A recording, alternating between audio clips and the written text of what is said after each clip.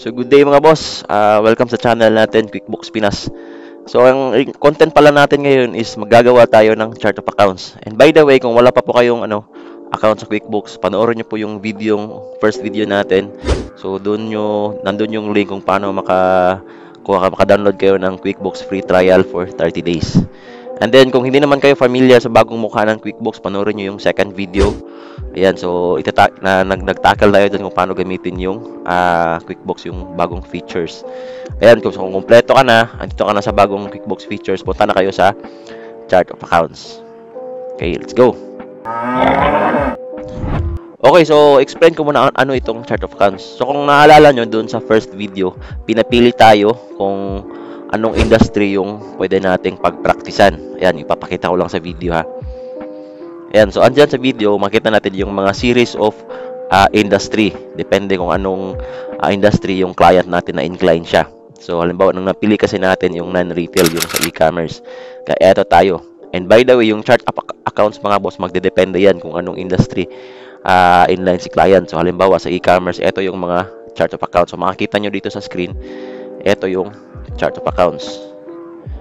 So, basically, dito mo makikita yung lahat ng transactions, kung anong account si client. Halimbawa, meron tayong tinatawag na asset, yung liabilities, yung equity. So, andito yan lahat. Dito nakadepende kung anong transaction flow. Depende yan sa chart of accounts.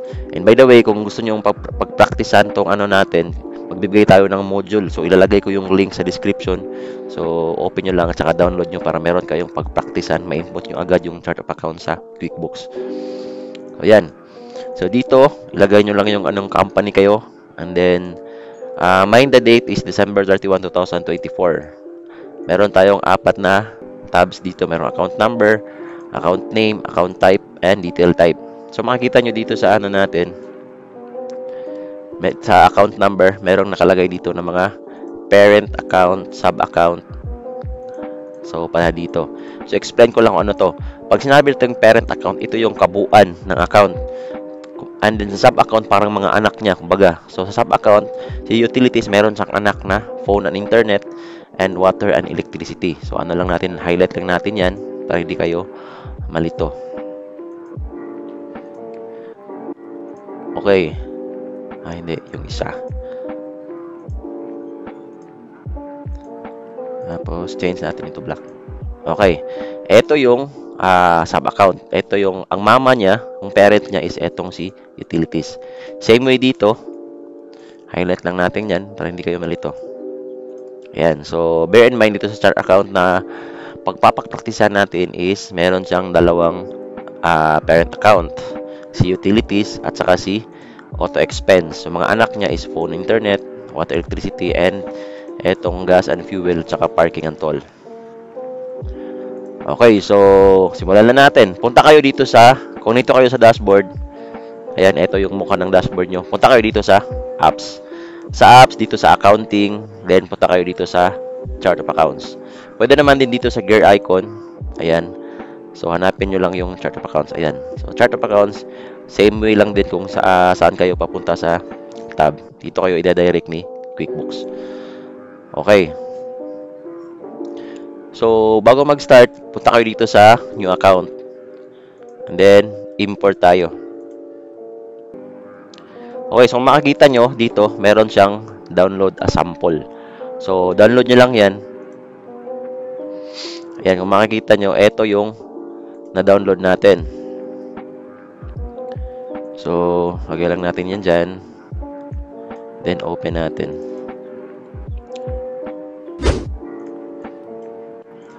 Ayan, so kung makikita nyo, meron siyang 5 cells dito. Pero sample lang yan siya. Hindi, palakihin ko na lang. Ayan, so i-delete nyo lang yan. Ayan, so palakihin nyo yung row height para kumbaga mas visible siya sa mga mata natin. Gawin natin yung 25. Okay. So, ang gagawin natin dito is ililipat natin yung Excel file na ginawa natin, yung sample account. Okay. Tayo mag-ano to. Okay, diretso na lang. Ito yung account number, yung doon template ni QuickBooks, account name, type, saka detail type. So, same lang din dito yung ginawa natin. Merong account number, account name, account type, saka detail type. Gagawin natin is copy-paste lang natin yan, ano. Yan, so, copy, saka paste nyo dito sa account name. Ayan. Same way dito sa account type, copy nyo yan. Tapos, paste nyo dito sa type.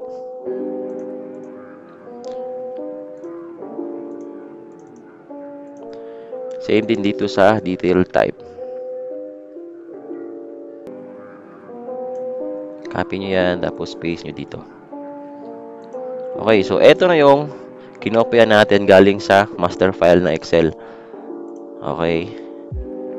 So, kung makikita nyo, eto yung mga sub-account natin under utilities, tsaka under auto expense.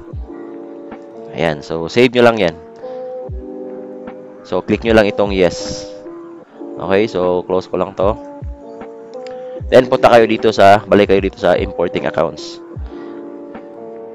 So, ano lang, paliwanag ko lang kapag sa kasi sa client, in reality kasi kapag yung client meron na siyang QuickBook accounts, matik may andun na yung chart of accounts niya. So, ang gagawin nyo na lang is kung meron kayong i-insert ng mga chart of accounts, mag-edit na lang kayo, ano na lang kayo dito, mag new account na lang, tapos mag-add kayo ng, halimbawa kung chart of accounts na yung ginawa ni client na chart of accounts is may kulang, dito na lang kayo mag-add.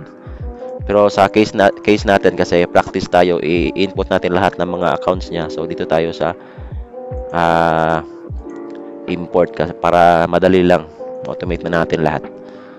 Ayan, so browse natin yung na-save natin na account. Ito 'yon. Ayan, so click nyo itong next button. Kung makikita nyo mga boss, merong na-check dito saan naka-uncheck. So, kung be-verify mo yan,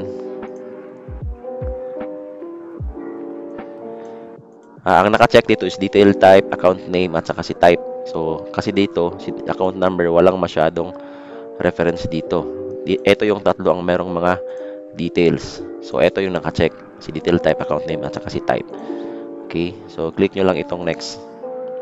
So, makikita nyo mga boss, ito na yung mga file natin na kinuha natin sa Excel file. Ayan. Makita nyo dito, meron siyang pula. Ibig sabihin yan, boss, kailangan nyo yung i-correct. So, sa case natin, isa lang yung pula. So, ano nyo tong button na to, magbibigay yan ng correct na detail. Halimbawa dito sa freight and delivery. Sa etong COGS o COGS is cost of goods sales yan. So, papalitan natin yan ng freight and delivery ito. Ayan. So, kung nakita nyo, hindi na siya nag-red. And ready na siya for import. Kasi kapag nakapula yan, hindi mo yan makiklik yung import. Maglalagay ng notification yan si QuickBooks na may mali doon sa ginawa mo. Okay, so click mo lang itong import. So, medyo mahina yung internet natin mga boss. Ayan, kung makikita nyo mga boss, so merong notification si QuickBooks. Sinasabi dito na 36 of 44 accounts successfully imported. Ibig sabihin yan, hindi daw sila nag-import kasi meron na daw already details dyan na naka-save dan default sa system. So, 36 out of 44 merong ilan? 8. Merong 8 na naka-save na dito sa system. So, ito yon 1, 2, 3, 4, 5, 6, 7, 8. Ibig sabihin, from dito sa Excel file natin, meron na palang naka-default na naka-save dito sa QuickBooks. So, ang gagawin lang natin dyan is, X mo lang to. Tapos, do you want to leave without saving? Siyempre, isi-save natin yan. Pag i-click natin itong yes, ibig sabihin, yung 36 na accounts na ginawa natin, yun lang yung masisave instead of 44 kasi merong 8 doon na naka-save by default. Click natin yung yes. So, ibig sabihin dyan, may 36 of 44 accounts successfully imported. 8 accounts not imported kasi andun na siya sa QuickBooks account ni client. Okay? So, makikita nyo mga boss. So, paano natin masasabi kapag yung ginawa nating in-import natin na account sa chart of accounts andito na sa QuickBooks? Pwede mo yung i-verify dito ka sa filter name. Halimbawa, dito sa equipment, sample. Ano ko lang yan. Sample lang naman to eh. Equipment. So, search ko dito, equipment. Ayan. So, kung makikita nyo, yung equipment is, ito yung nilabas niya, equipment. Ayan. Sample naman dito si CTCC. CC. Ayan. So, ito yung CTCC. So, meaning na-import na natin yung mga accounts. So, tapos na ba? Hindi. Kasi nga sabi ko kanina, meron tayong dapat i-edit dyan. Merong parent account. Ang parent account is utilities. Meron siyang mga anak. Si phone and internet and water and electricity. So, ang gagawin natin dyan, hanapin natin itong si utilities. Utilities. Ayan, kung makita nyo, siya lang mag-isa. Dapat kung ano natin to, isub-account natin to, dapat ma-under sa utilities. So, hanapin natin ito si phone and internet. Phone and internet. Ito si phone and internet. Ang gagawin natin dyan, kailangan natin niyang i-edit. Ayan, so makikita nyo, andito na si phone and internet, under sa expenses account. Ang detail type niya is utilities. Kailangan natin siyang i-sub-account. Hanapin natin si utilities. Ayan. So, i-save mo lang yan. So, anong mangyayari dyan? Ang mangyayari dyan mga boss, kung babalik tayo dito sa utilities, halimbawa, eto eh. So, ang phone and internet, naka-detail type na sa as utilities. Kung i-search natin yan dyan, wrong spelling, wrong. Ayan, kung makikita nyo, si utilities, meron na siyang anak na si phone and internet. Paano natin masabi na meron siyang nasa account na sa it's because meron ng indentation dito. Indentation dito. Hindi katulad dito, wala siyang indentation dito meron. Ibig sabihin, si phone and internet na under na sa kay utilities. So, tapos na tayo dito sa phone and internet. Dito naman tayo sa water and electricity.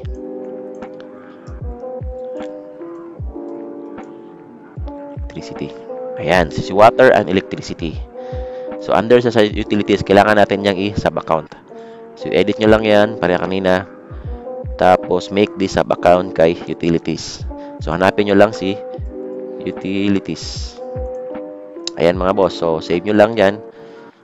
So, kung hanapin natin ulit si utilities, meron na siyang dalawang sub-account. Si phone and internet and water and electricity. So, ibig sabihin dito, meron siyang dalawang sub-account, phone and internet and water and electricity. So, tama yung ginawa natin. Dito naman tayo sa auto expense.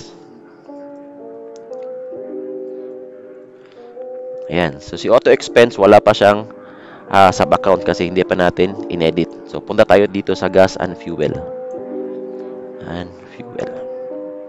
Ayan. So, si gas and fuel. So, click nyo lang itong arrow na to. Edit. Tapos, gawin nyo itong make this sub-account. Tapos, hanapin nyo si auto expense. Ayan. So, click nyo lang yan. Tapos, dito naman si parking and toll.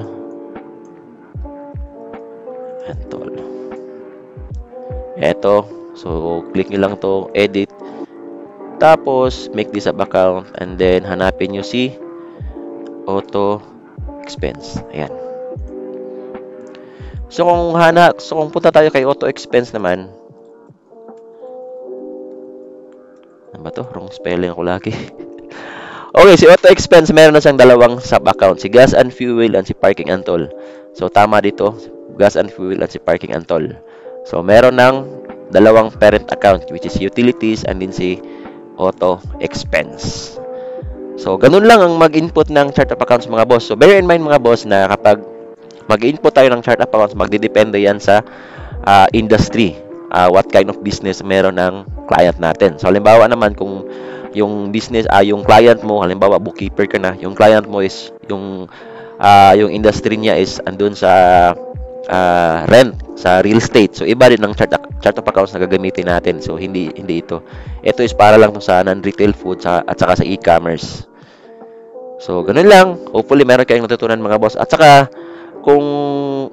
if you think this video is helpful sa inyo, nakatulong sa inyo, please naman po, mag-subscribe naman po kayo. At saka, mag-like kayo, o share nyo, o click nyo yung notification bell para naman ma-notify kayo sa mga susunod na video na i-upload natin para wala kayong ma-miss. Kasi etong tutorial na gagawin natin is sunod-sunod na ito para ma-follow nyo talaga yung flow. So, kung gusto nyo i-download itong Excel file, ilalagay ko itong link sa description. Download nyo lang. So, yun lang. Stay safe mga boss.